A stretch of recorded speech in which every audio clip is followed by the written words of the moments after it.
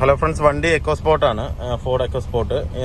വണ്ടി 2014 മോഡൽ വണ്ടിയാണ്. Kilometre reading കാണിക്കുന്നില്ല, അത് കംപ്ലൈൻ്റ് ആണ്. ഡിസ്പ്ലേ പോയിട്ട് റീഡിങ് കറക്റ്റ് കാണിക്കുന്നില്ല.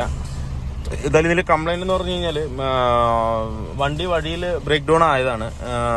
ബ്രേക്ക് ഡൗൺ ആയതെന്ന് പറഞ്ഞു കഴിഞ്ഞാൽ ഓയിലില്ലാതെ ഓടിച്ചിട്ട് സൗണ്ട് കൊണ്ട് അങ്ങനെ നിർത്തിയിട്ടതാണ്. സൗണ്ട് വന്നപ്പോൾ കസ്റ്റമർ അങ്ങനെ ഓഫ് ചെയ്തിട്ടതാണ്. ഇപ്പോൾ സൗണ്ട് കേൾക്കുന്നില്ല. ഇതാണ് സൗണ്ട്, കണ്ടില്ലേ? കടകടാന്ന് സൗണ്ട് വന്നുകൊണ്ടിരിക്കുന്നുണ്ട്. എൻജിൻ വാർണിംഗ് ലൈറ്റ് കത്തുന്നത്. നമുക്ക് എന്താണെന്നുള്ളത് നോക്കാം. സൗണ്ട് ഹെവി ആയിട്ട് സൗണ്ട് വന്നിട്ട് എനിക്ക് ഓയിലില്ലാതെ ഓടിയിട്ട് കണക്ഷനോട് എന്തോ പിടിച്ച മാതിരിയാണ് സൗണ്ട് വന്നുകൊണ്ടിരിക്കുന്നത്. പട്ട എന്ന് പറഞ്ഞ് അടിക്കുന്നുണ്ട്.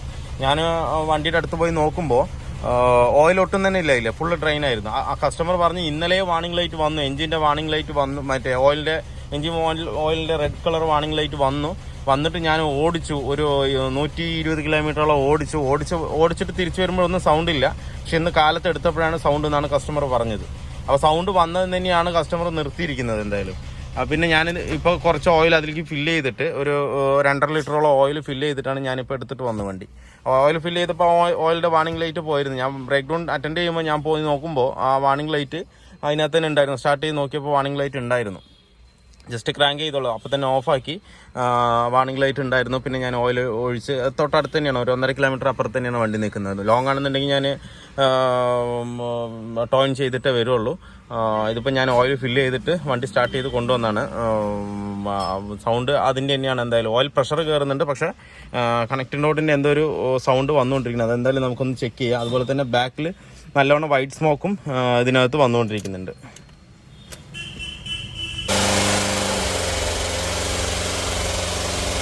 കണ്ടില്ലേ, ഇതിൽ ഇത്രത്തോളം സ്മോക്ക് ഇതിനകത്ത് വരുന്നുണ്ട്. ഒരു വൈറ്റ് ആൻഡ് ബ്ലാക്ക് ഷെയ്ഡിലാണ് വന്നുകൊണ്ടിരിക്കുന്നത്. ഫുള്ളി ബ്ലാക്ക് അല്ല, ഒരു ബ്ലാക്ക് വിത്ത് വൈറ്റ്, അങ്ങനെ ഒരു കളറിലാണ് സ്മോക്ക് വന്നുകൊണ്ടിരിക്കുന്നത്. മതി. ആ ബോണ്ടൊന്ന് തുറക്ക്.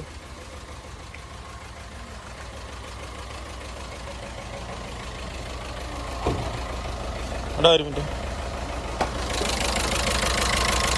നല്ല ഇതാണ് നോയ്സ്. ഹെവി ആയിട്ട് കട്ട എന്ന് പറഞ്ഞ് അടിക്കുന്നത്. ഒന്ന് റൈസ് ചെയ്യുന്നത് പൊടിക്കും.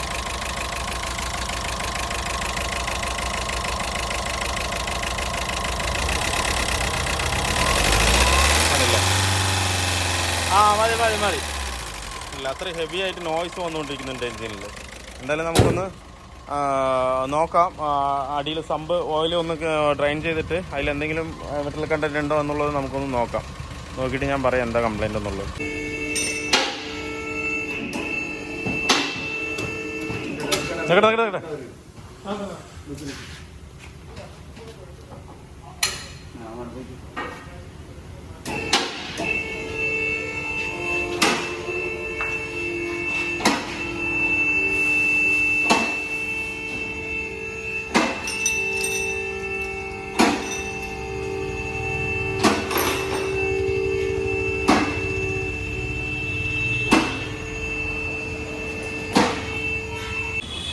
നമ്മളിപ്പോൾ ഇതിൻ്റെ എൻജിൻ ഫുള്ളായിട്ട് കംപ്ലീറ്റ് ആയിട്ട് ഇറക്കി വെച്ചിട്ടുണ്ട്, ഡൗൺ ചെയ്ത് വെച്ചിട്ടുണ്ട്.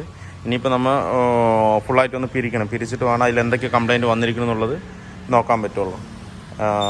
എന്നിട്ട് ഞാൻ പറഞ്ഞുതരാം അതിൽ കൃത്യമായിട്ട് എന്ത് കംപ്ലൈൻ്റാണ് വന്നിരിക്കുന്നത്, എന്തുകൊണ്ടാണ് ആ സൗണ്ട് വന്നിരിക്കുന്നത്, അതുപോലെ വൈറ്റ് സ്മോക്ക് എന്തുകൊണ്ടാണ് വന്നിരിക്കുന്നുള്ളത് ഞാൻ കറക്റ്റായിട്ട് ഞാൻ കാണിച്ചു തരാം. ഇനിയിപ്പോൾ നമുക്ക് ഫുള്ളായിട്ട് ഹെഡും ഗിയർ ബോക്സും അങ്ങനെ എല്ലാ ഐറ്റവും നമുക്ക് ഫുള്ളായിട്ട് നമുക്ക് റിമൂവ് ചെയ്തിട്ട് നോക്കാം.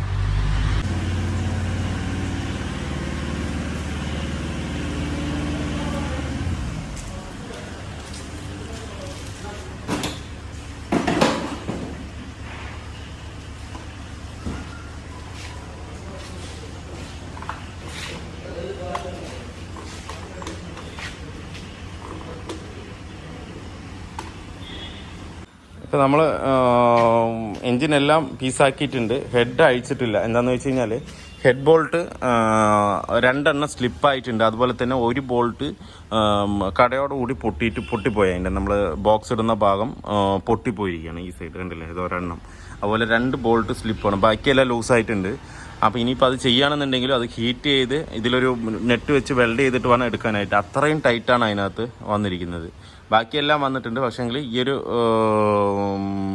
2 ബോൾട്ട് മാത്രം, ഒരു ബോൾട്ട് സ്ലിപ്പാകുന്നുണ്ട്, ഒരു ബോൾട്ട് കടയോടെ പൊട്ടിപ്പോയി. അത് അഴിച്ചാൽ മാത്രമേ നമുക്ക് ഹെഡ് വെക്കാൻ പറ്റുള്ളൂ. അതുപോലെ തന്നെ നോസിലും ഹെവി ടൈറ്റാണ്, അത് നമുക്ക് ഇനി പുള്ളർ വെച്ച് ഇളക്കി എടുക്കുക തന്നെ വേണം. അപ്പോൾ ഇതെന്തായാലും നമുക്ക് ലേത്തിൽ കൊടുത്ത് വേണം ചെയ്യാനായിട്ട്. അതുകൊണ്ട് എനിക്ക് പിസ്റ്റണൊന്നും ഇപ്പം എനിക്ക് കാണിക്കാൻ പറ്റില്ല. ഞാനത് പറഞ്ഞുതരാം എന്താ കംപ്ലൈൻറ്റ് എന്നുള്ളത് അഴിച്ചതിന് ശേഷം ഞാൻ പറഞ്ഞുതരാം. പിന്നെ ഇതിൽ കംപ്ലൈൻറ്റ് നമ്മൾ ഇത്രയും അഴിച്ചതിൽ കണ്ടത് കംപ്ലൈൻറ്റ് എന്ന് പറഞ്ഞു കഴിഞ്ഞാൽ ഹെവി ആയിട്ട് ക്രാങ്കിൻ്റെ കണക്റ്റിംഗ് റോഡ് സൗണ്ട് ഉണ്ടാക്കുന്നുണ്ട്, കണ്ടില്ലേ? ഇത് സൈഡിലേക്ക് ചെറുതായിട്ടുണ്ടാവും, പക്ഷേ ഇതിൽ കൂടുതലാണ് അപ്പ് ആൻഡ് ഡൗണും ഇതിൽ നല്ല ഷേക്ക് ഉണ്ട്. അതുപോലെ കണ്ടില്ലേ ഇതും സൗണ്ട് കണ്ടില്ലേ?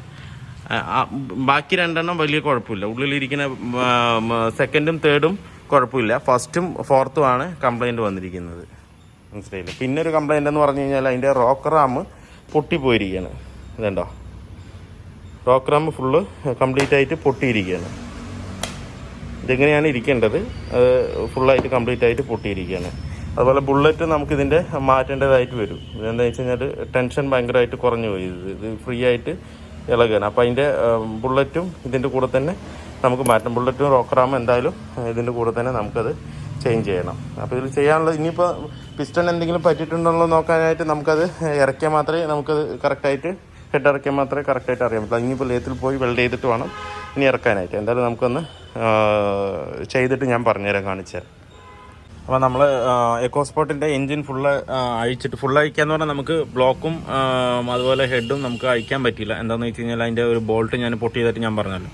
അപ്പോൾ അതുകൊണ്ട് എനിക്കത് ചെയ്യാൻ പറ്റിയിട്ടില്ല. അപ്പോൾ ഞാനത് ഫുള്ള് ലേത്തിലേക്ക് കൊടുത്തു വിട്ടിരിക്കണം. എന്താ വെച്ച് കഴിഞ്ഞാൽ അത് ബോൾട്ട് വെൽഡ് ചെയ്തിട്ട് വേണം പിന്നെ അഴിക്കാനായിട്ട്. അതുമാത്രമല്ല അതിൻ്റെ നോസിൽ 4 നോസിലും ഫുൾ സ്ട്രക്കാണ്. നമുക്ക് പുള്ളർ വെച്ച് അടിച്ചിട്ടോ എങ്ങനെ അതിൻ്റെ നോസിലും വരുന്നില്ല.